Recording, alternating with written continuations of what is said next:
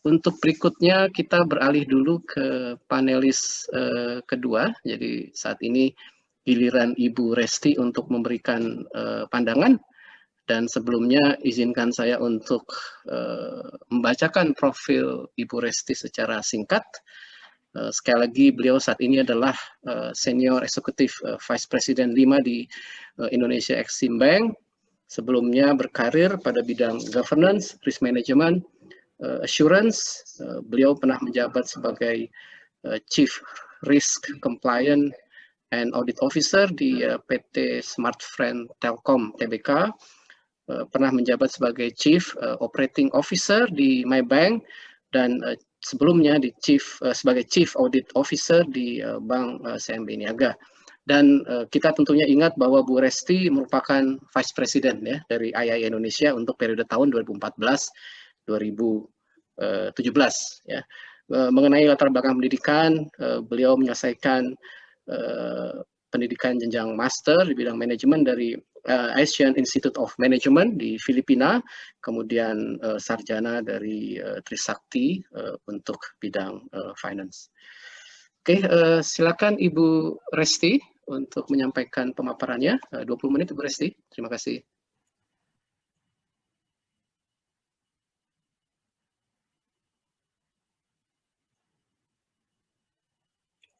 Selamat sore Bapak Ibu semua, selamat sore Pak Indra, Pak Danto, Pak Hari Setianto, Ibu Angela, Board of Governance, Bapak dan Ibu Internal Auditors yang saya cintai. Senang sekali pada hari ini saya dapat berbagi pengalaman, terutama di bidang audit, risk, dan governance untuk perbankan dan juga untuk telco.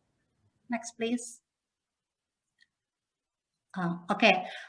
Saya sudah memetakan akan membawakan dalam 4 tahap. Yang pertama adalah mengupas mengenai digital banking survei di Indonesia supaya kita semua dapat memahami keadaan digital banking yang ada.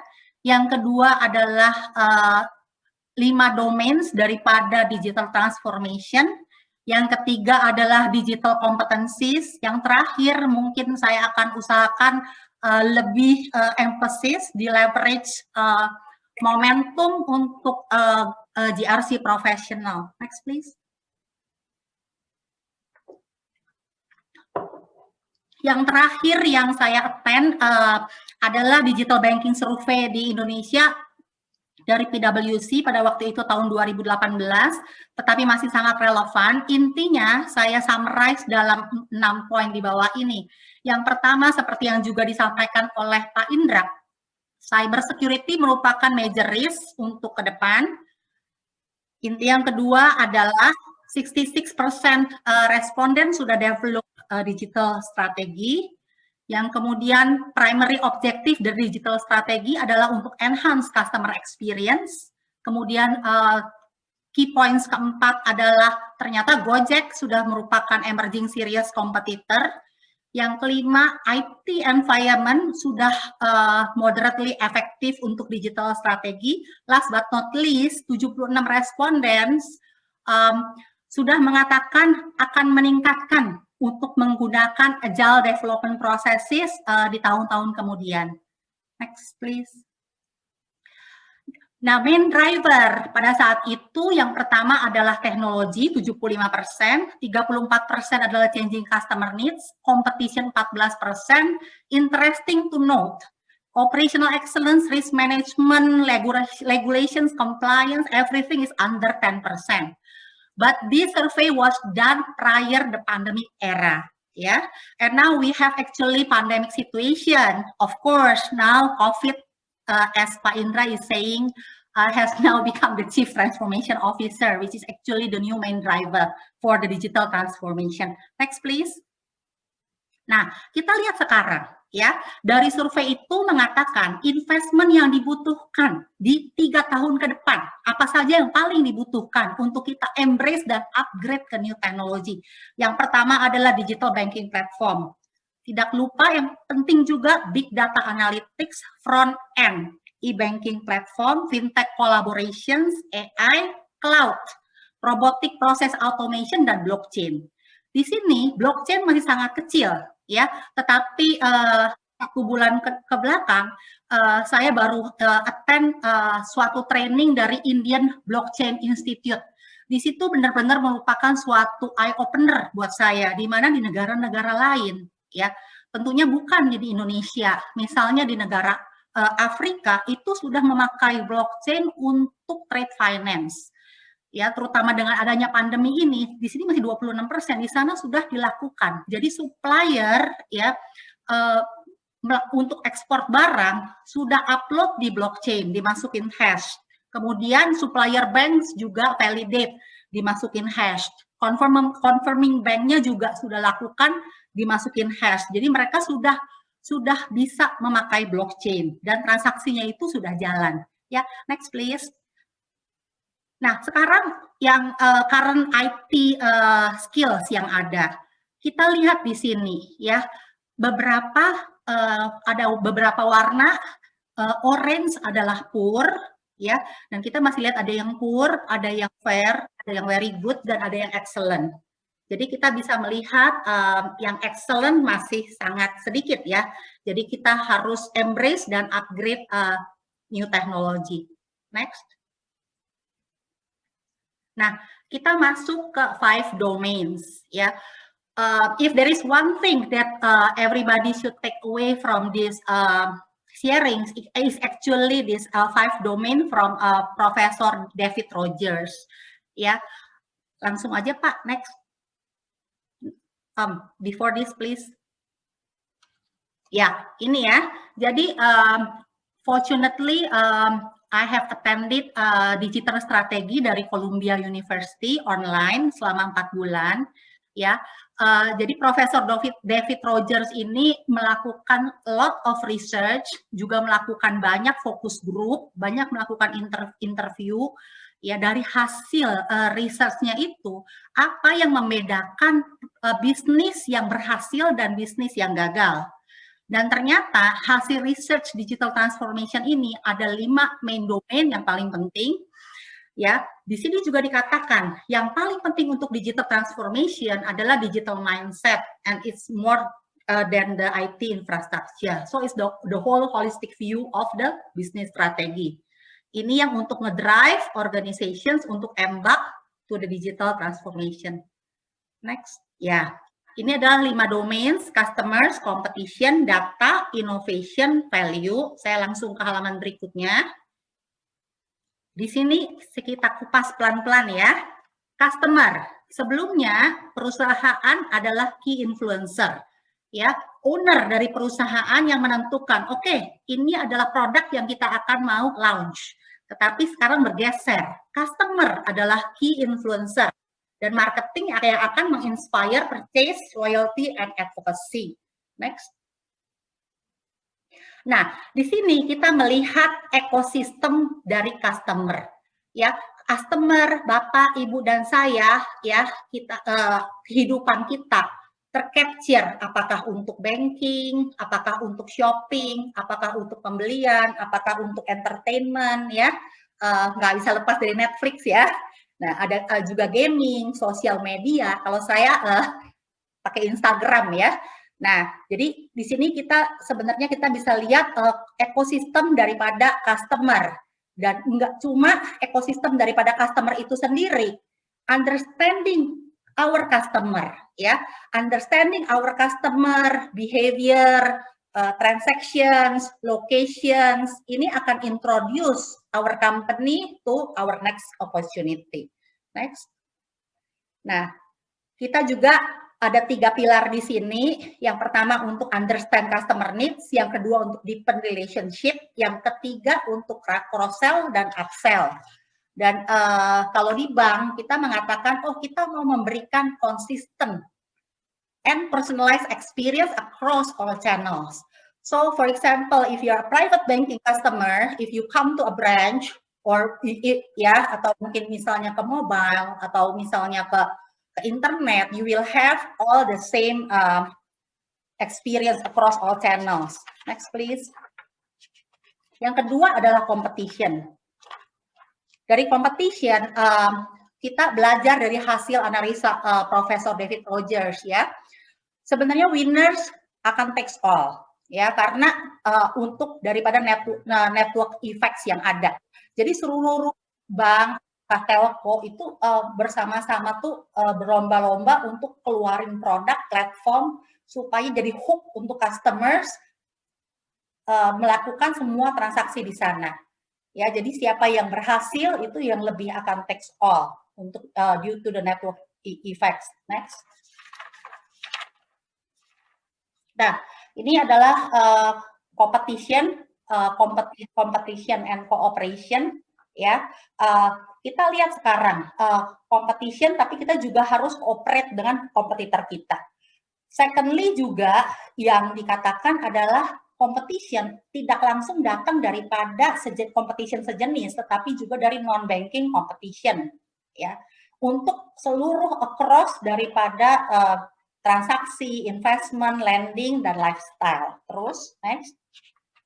Nah, sekarang data.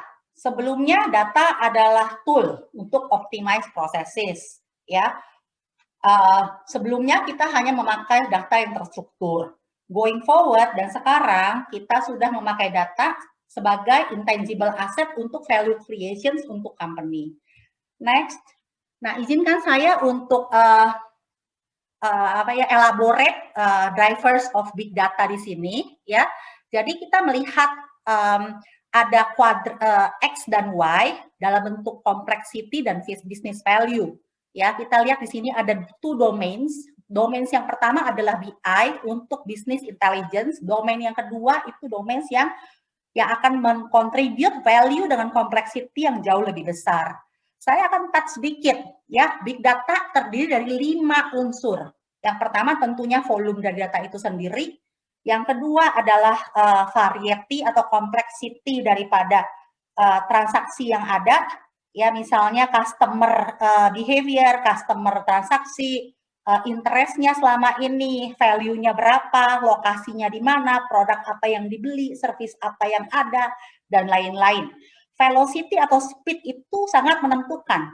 Bank yang bisa cepat memberikan tepat untuk targeted marketing. Misal saya sedang ada di Plaza Indonesia, ya, kebetulan ada ad yang bilang, oh saya lagi cari nih, let's say saya mau beli jam, ya, saya cari-cari jam, jadi bisa dikasih targeted marketing. Oh, selama saya lagi di mall itu atau dekat toko itu, dia keluar targeted marketing. Kalau itu udah lewat, ya udah. Jadi itu pentingnya velocity. Validity, apa itu validity? Validity itu data yang sudah clean, ya. Sebagaimana kita tahu, data itu ada abnormality. Data itu ada isu data quality. Data itu ada data yang kalau kita bilang kita harus bikin sampai data lake. Semua daripada outliers kita keluarin, itu yang kita pakai untuk lakukan big data analytics. Dan terutama yang terpenting adalah value itu sendiri. Next. Untuk inovasi, next please. Nah, kita come to the fourth domain, ya, adalah innovation. Innovation sebelumnya, kita mau deliver produk A.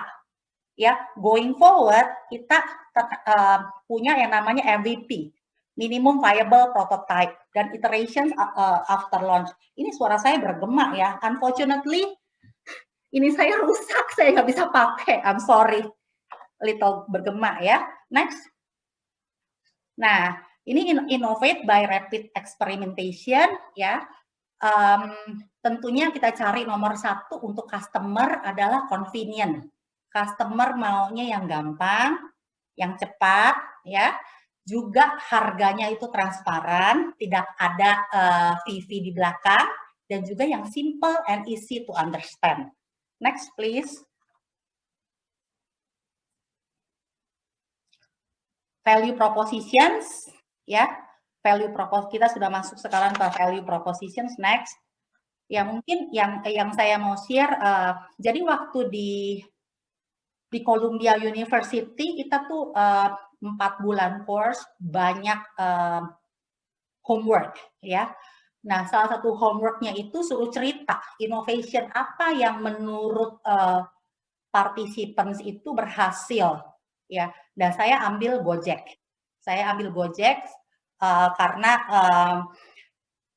traditional business, Gojek yang ada dengan success story. Ya, saya tulis di situ. Problem statement-nya apa? Problem statement-nya ditaruh traffic jam everywhere. Ya, dan di sini saya harus quote daripada Profesor Nadiem Makarim, our current Minister of Education, who is saying every pain point of our customer is actually the source of innovation. What actually he did is actually quite simple. He created a mobile application which connect the customers and the driver. And then at the same time, also establish the strategic partnership with the traffic data. So Gojek can understand the traffic data in Jakarta, and then have it visualized, and then going forward, as we know, we have Gojek. Dan terus dia innovate, ya. Ada GoSend, ada GoFood, ada GoMassage, ada GoPay, digital wallet, and so on. Jadi di sini kita lihat dari problem statement yang ada, ya, dirubah menjadi value added. Jadi untuk melakukan digital transformation itu not necessarily melakukan daripada bisnis model baru, tapi bisa juga dengan traditional business. Next. Ya, ini untuk value propositions untuk customer kita, ya. Usability, easy to use, supaya dengan intuitive design, user friendly. Misalnya kalau kita bikin desain, jangan sampai keluar coding error kepada customer, ya. Do not flash your error message to your customers. Yeah, instead of giving it to the customers, maybe you just tell the customer what the next step you should do. You should actually click this and click that if you have any issues. So actually untuk value propositions itu adalah untuk user friendly. Ini saya recap daripada saya belajar selama 4 bulan di digital strategy. Ya, next untuk digital competencies. Kita masuk dengan 4L and 6C. Apa itu 4L dan 6C? Next, please. Nah, ini saya attend di September kemarin speech daripada Profesor Dr. Bambang Brojonegoro, ya, Menteri Riset dan Teknologi, yang mengatakan Indonesia akan masuk ke revolusi 4.0. Yang dibutuhkan adalah 4L dan 6C. Apa itu 4L, 6C? Saya juga surprise, ya. Minister usually doesn't use English words, but then he's using English words here. Ya, dikatakan lifetime learner, social literacy, jadi ada social skills, technological literacy, data literacy. Untuk karakter 6C, yang pertama adalah collaboration. Jadi untuk industri 4.0, jadi ini sebenarnya cocok banget ya dengan AIA Indonesia, ya. Communication and collaboration. Yang dibutuhkan collaboration, you communicate and you collaboration. Critical thinking comes number 2. It's not number 1, critical thinking, but it's the spirit, you know, team player, teamwork is number 1. Creative, communication, computational thinking, and compassion. Ya, next please. Dari hasil PwC study mengatakan untuk melakukan sebuah digital transformation harus dilakukan digital strategi. Ya, di digital strategi ini kalau Bapak dan Ibu nanti Google, di situ akan dikatakan ada 46 fundamental digital capabilities yang penting untuk mendirikan satu bisnis model. Mulai dari value design, value creation, value delivery. Dan di bawahnya adalah value enablers. Di sini teknologi kita lihat megang peranan penting. Culture, human resources, legal and compliance, finance, dan procurement. Unfortunately, risk management and internal audit doesn't come to the picture at that time. Yeah, but actually for a company to run the digital transformation, it is best also to include the risk management and internal audit to safeguard the digital journey. Ya, apakah untuk konsultatif atau kayak kalau saya dulu di bank, dan ya saya juga, maksudnya di bank yang dulu gitu kan, yang di bank yang dulu tuh, kalau di bank yang ini kan nggak ada belum keluarin produk-produk digital saat ini, ya. Kalau yang di bank yang dulu memang CIMB Niaga dan di Maybank, kita kan keluarin banyak produk digital. Dan internal auditnya juga di-embrace untuk sama-sama ngejagain. Juga di Smart Friend, ya, terutama dengan peraturan daripada OJK. Jadi sebelum di-launch untuk internal audit dulu vetted, audit dulu, gaps-nya apa, go or no go, ya. Next. Nah, kita sekarang masuk ke yang terakhir, bagaimana internal audit dapat meleverage momentum. Next. Nah, kita semua tahu future digital transformation, kita harus prepare untuk 5G dan 6G. Apa dampak daripada 5G and 6G? Segalanya akan berlangsung sangat cepat. Ya, segalanya sangat cepat. Augmented reality, we have big data, virtual reality, blockchain, cloud computing, artificial intelligence, biometric, Internet of Things. Just to give you some flavor, saya join Smart Friend Telco itu Desember 2018, ya, 2 tahun yang lalu. Smart Friend, Sinarmas, waktu itu saya diajak pergi ke war room. Di war room itu, ini cuma untuk war room plantation ya, saya belum pergi ke war room yang untuk minyak goreng, tapi yang war room plantation is amazing, semuanya udah pakai teknologi. Jadi di satu ruangan itu kita bisa lihat ya, kerajaan-kerajaan. Jadi Pak Franky itu bikin berapa region head sebagai region CEO, ya, semuanya disupply best teknologi yang ada, Internet of Things udah in place, ya. Jadi masing-masing CEO itu bisa lihat kapan mesti dikasih pupuk, kapan mesti dikasih air, ya, semuanya bisa lihat keadaan di lapangan melalui Internet of Things gitu, ya. Next. Itu tahun 2018 ya. Nah, ini bagaimana kita untuk leverage momentum. First and foremost, auditors, the most important asset of audit is our people. Ya, kita senantiasa, Bapak dan Ibu dan saya, improve our skills and our competencies. Ya, saya sering share to my team. Ya, we have to have fire in our belly. To upgrade ourselves, to upgrade our team, to upgrade our internal audit. For the internal audit, to upgrade the organization, ya, untuk memberikan yang terbaik, ya. Jadi juga di sini bagaimana kita merekrut auditor dengan the correct mix technology skills, financial skills, operational skills, hand in hand, ya. Yang kedua tentunya improve understanding daripada new business model, new technology. Yang ketiga juga kita harus punya fokus audit coverage, ya, 80-20, yang mana yang penting untuk organisasi. Nggak kalah pentingnya adalah improve audit quality, deliverable audit seperti apa yang kita bisa berikan kepada organisasi. Ya, bisa aja misalnya untuk data. Oke, kita lakukan audit data. Kita bisa lakukan yang mulai dari simple, lakukan daripada data analytics, dari yang mulai paling simple dengan lakukan exception report sampai dengan yang sangat advance, ya, sampai dengan lakukan review untuk data governance, data quality, ya, whether our data warehouse udah cover semuanya belum, ada roadmap-nya seperti apa untuk data yang ada, ya. Juga kita bisa lihat rekonsiliasi antara different sistem dan different aplikasi, ada yang nggak sama, enggak, dan lain-lain, ya. Last but not least tentunya assurance dan consulting services. Next please, ya. Nah, ini adalah internal audit 2.0, digital savvy auditors. Untuk automated audit dan big data analytics, I have touched upon this.